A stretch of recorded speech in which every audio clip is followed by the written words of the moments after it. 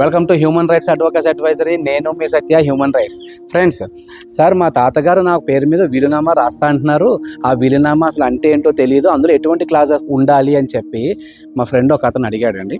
So ఈ point of వ్యూలో అసలు వీలునామా అంటే ఏమిటి అంటే, ఒక వ్యక్తి తన పేరు మీద ఉన్నటువంటి ఆస్తిని కానీ లేదా తానుకి తాత ముత్తాతల నుంచి వస్తున్నటువంటి వారసత్వంగా వస్తున్న ఆస్తికి కానీ తాను తన కుటుంబ సభ్యుల్లో ఉన్న ఎవరికైనా సరే తాను బ్రతికుండగానే ఒక వీలునామా రాసి తాను మరణించిన తదనానంతరం ఇది ఎవరెవరికి చెందాలి అనేటటువంటి ముఖ్యమైన విషయాలని పేరు పేరున మెన్షన్ చేస్తూ వారికి అందులో ఉన్నటువంటి హక్కులను తెలియచేస్తూ ఈ యొక్క వీలునామాను రాయడం జరుగుతుంది. ఈ వీలునామా మనిషి బ్రతుకున్నప్పుడు ఎన్నిసార్లైనా మార్చుకోవచ్చు, కానీ మనిషి మరణించిన తర్వాత ఈ వీలునామాని ఎట్టి పరిస్థితుల్లో మార్చడానికి కుదరదు. అదేవిధంగా ఈ వీలునామాలు రెండు రకాలు. పాయింట్ నెంబర్ 1 అన్రిజిస్టర్డ్ వీలునామా, నెంబర్ 2 రిజిస్టర్డ్ వీలునామా.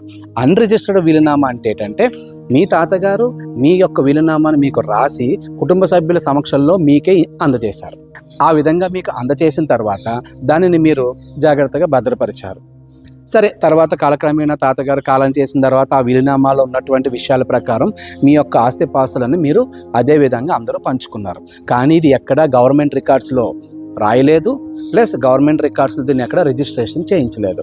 అలా కాకుండా వీలునామా రాసిన వెంటనే మీ తాతగారు ఉన్నప్పుడే ఆయన్ని తీసుకుని వెళ్ళి రిజిస్ట్రేషన్ ఆఫీసులో వీలునామాని రిజిస్టర్ చేసుకున్నట్లయితే దానికి ఎప్పుడైనా వీలునామా యొక్క ఉల్లంఘన జరిగినప్పుడు మీరు కోర్టు ద్వారా మరింత పటిష్టంగా మీరు దాన్ని కంటెస్ట్ చేసి మీకున్నటువంటి హక్కులను మీరు కాపాడుకోవచ్చు. ఈ విధంగా వీలునామాను రిజిస్ట్రేషన్ చేసుకోవడం వల్ల మార్ఫింగ్ అంటే మోడిఫికేషన్స్, ఇంకా అందులో చటువంటి డూప్లికేట్ వీలునామాలు తయారు చేయడం, ఫార్జరీలు చేయడం, ఇటువంటి వాటి నుంచి మీరు ఖచ్చితంగా రక్షణ పొందుతారు.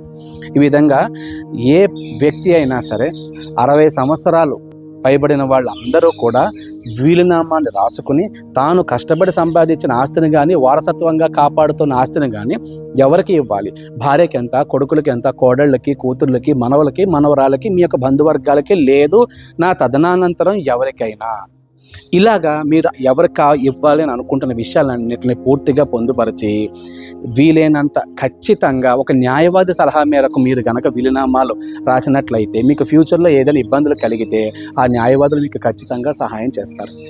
Thank you so much for watching this video. నేను మీ సత్య, హ్యూమన్ రైట్స్, సైనింగ్ ఆఫ్.